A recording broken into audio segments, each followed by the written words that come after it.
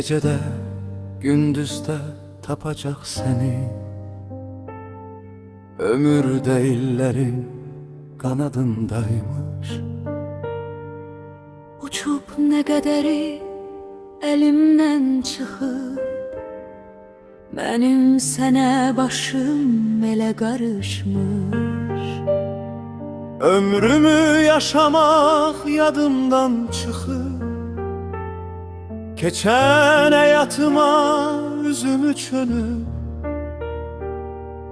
özümden uzakta yaşamışam ben.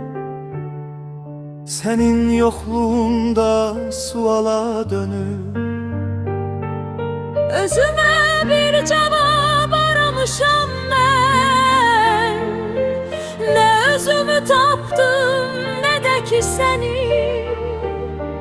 sen benim en gizli hakikatimsen. Harda itirmişem evvelki məni. Bütün sualların cevabı sensen. İndi yüreğimde xəzəl arzular. Uçar xəyallarım küləyilə, hey solub getdi gözəl arzular. Bir şair ömrünün yüreğiyle,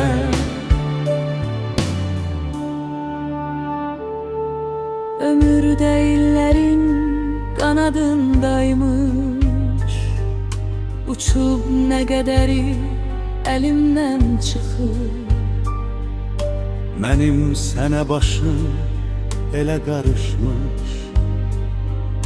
Ömrümü yaşamak yadımdan çıkıp, özümü yaşamak yadımdan çıkıp, geçen hayatıma üzümü çönüp,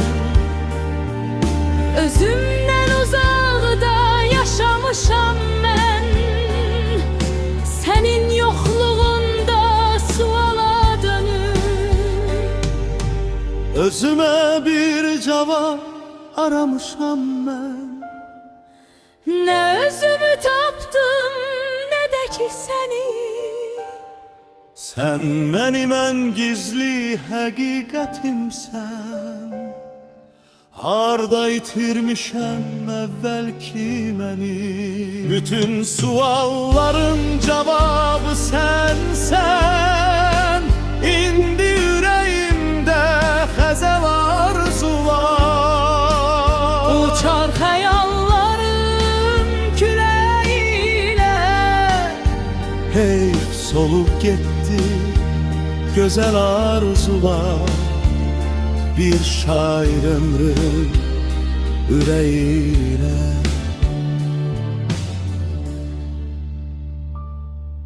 ömür değillerin kanadındaymış.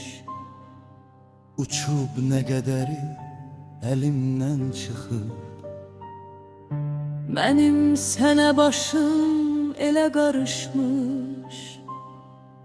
ömrümü yaşamak yadımdan çıkıp.